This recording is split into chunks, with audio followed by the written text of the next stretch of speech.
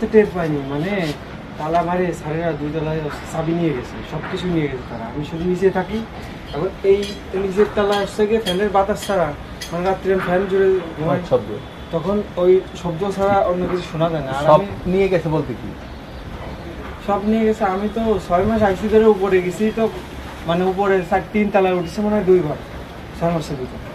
আর বাদ বাকি আমি কিছু জানি না। ওনারা কোথায় গেছিল একই ঘটনার দিন? ওনারা কোয়ার্টারে ছিলেন ঢাকায়। এমনিতেই বাড়িতে সবসময় থাকে না ওনারা নাকি, না বাড়ি খালি থাকে? এমনিতে ছিল, কিন্তু যে ওই আপনার ওনারা গেছে কোয়ার্টার পাইছে 1 সপ্তাহ গেছে, 1 সপ্তাহের ভিতরে এই গেছে। কোয়ার্টারে গিয়ে এখান থেকে সমস্ত মালামাল নিয়ে গেছিল, মালপত্র? কোয়ার্টার যাওয়ার আগে মালামাল কিছু কিছু মালামাল নিয়ে গেছিল, কিন্তু কি কি নিয়েছিল ওনারাই ভরছে। পরে আমি শুধু না মানে দেখতে না ভাই, না ট্রাকে করে নিছে মালামাল নাকি? ট্রাকে নিছে ফার্নিচার টার্নিচার এগুলো, আর যেগুলো ছিল সবগুলো খালি ট্রাকে নিছে। মিনিটি ঠিক আসছিল এগুলো নিছে। আর এমনি টুকটাক মালামাল আসছিল গাড়িতে চালাবেন।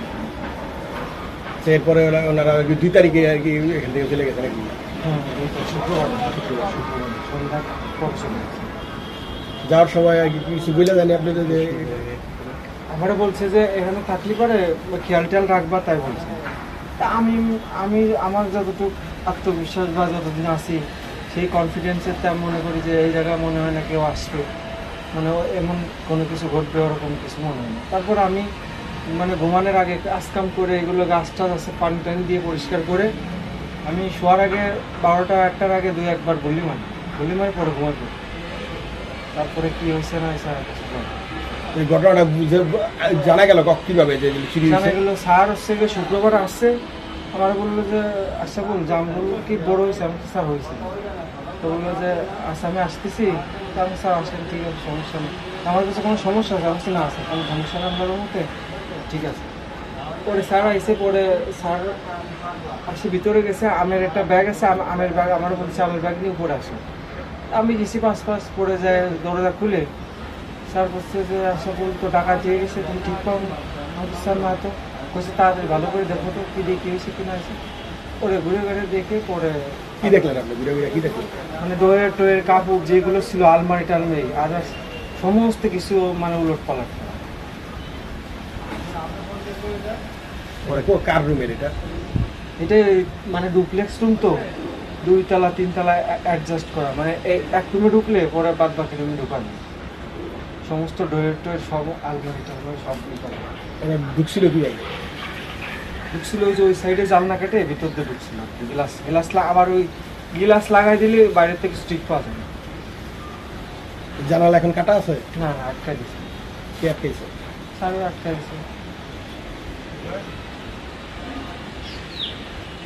কি কি নিছে এটা আপনি মামলায় কি উল্লেখ করছেন? কি কি নিছে? মামলা করার সময় স্যার আমার বললো আচ্ছা বল একটা মামলা হবে, তুমি খালি বলবা যে হ্যাঁ আমি বাদী হবো। আমার তাই বললো না। তা আমি বললাম স্যার মামলাটা তো করতেছেন স্যার, আমি তো আপনার বাড়ি একটা মানে কর্মচারী স্যার, আমার দিয়ে মানে মামলা করতেছেন স্যার। তা বললো যে সমস্যা নেই। আমি তো স্যার পরবর্তী আমার চাকরি বাকরি এরকম কোনো সমস্যা সবই করি, বা আমি কোনো হয়রানি কি করবো কিনা। কয় না না কোনো সমস্যা নেই তোমার, তুমি করো, আমি থাকবো না, তুমি করে দিও, সেভাবেই করি। আমি বললাম যে এটা তো আমার বাড়ি না স্যার, আমি করবো স্যার। তা বলছে যে তুমি তো এই জায়গায় ছিলে, তুমি থাকাকালীন এই রয়েছে, তাহলে আমি তো সরকারি একজন কর্মকর্তা, আমি তো এটা করতে পারি না। তা আমি বললাম স্যার ঠিক আছে সমস্যা নেই।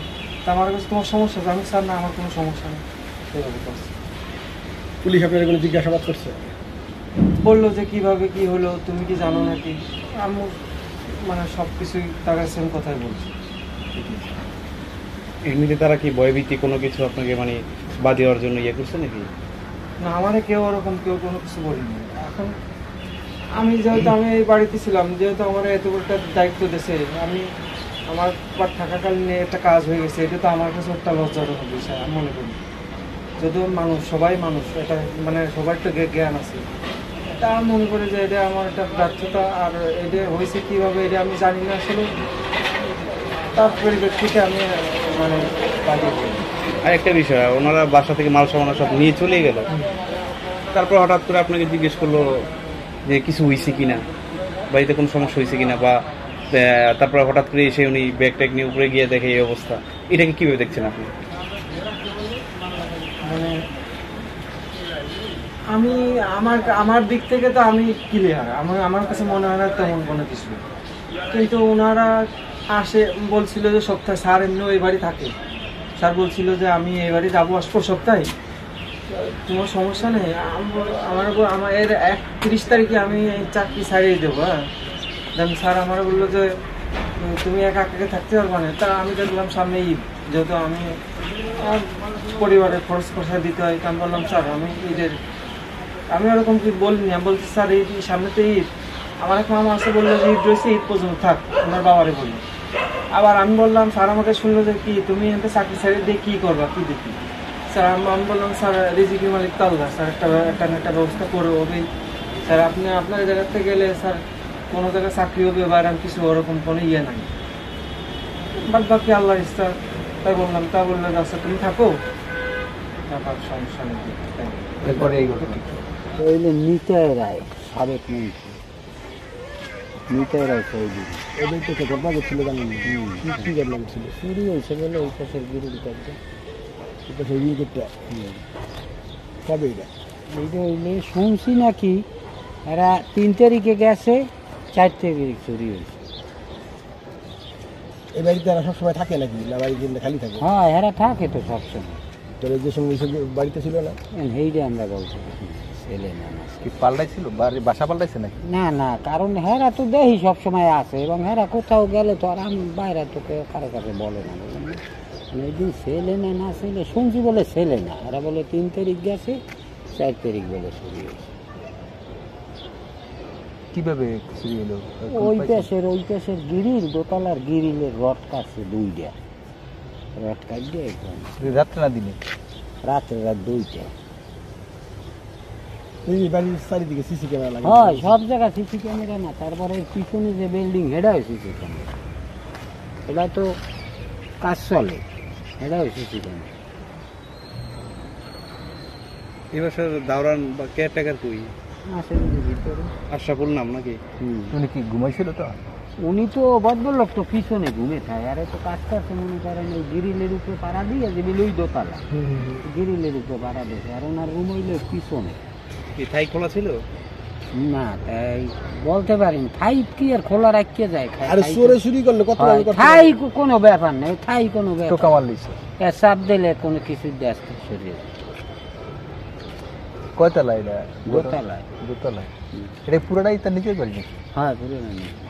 ভাড়া দেয় না তো কোনো? না না না। ওদের সবসময় বাড়িতে থাকতো নাকি? হুম। তা এখন নাই, চুরির পরের থেকে নাই নাকি? তা বলতে পারি না। বাড়িতে দেখা যায় না কেউ? এবারই এরা থাকলেও চুপচাপ। ভদ্রলোক তো? ভদ্রলোক মনে করেন, বড় ছিল বিচারপতি, এরপর হইলে যাইয়া এরা সবাই এক বুকে, আরো সাবেক মন্ত্রী।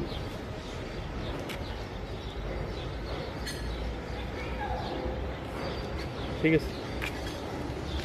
কিন্তু নাইনি দুঃখ লাগে যে একটা সাবেক মন্ত্রী, যে ভদ্রলোক, খুব ভদ্রলোক মানুষ, আরো বিচারপতি, যার রুমটা চুরি হয়েছে, বিচারপতির রুমটা চুরি হয়েছে, এইটাই তো তখন খারাপ লাগে। পুলিশের কোনো পাহারা ছিল না?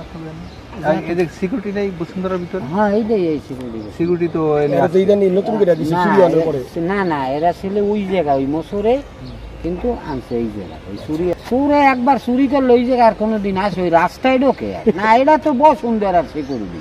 বসুন্ধরা আগে কি করছে? আগেও ছেলে প্রত্যেক মসরে আসে না, এক এখন তো মনে হয় এই জায়গা এখন ওই জায়গায় দিয়ে এই জায়গা আনছে।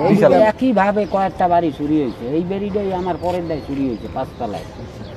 তারপরে এটার আগে না পরে? এইটার আগে, এটা হয়েছে গতবার সববরাতের পরে, এরপরে কিছুদিন ঈদের পরে হয়েছে ওইটা। এরপর এই দোতলাটা আরো কয়েকটা, এরপর লাস্টে ধরছে এইটা, মানে ওই একই ডিজাইনের চুরি, ওই গ্রিলের 2টা রড কাটে, ওই একই ভাবের, একই ডিজাইনের।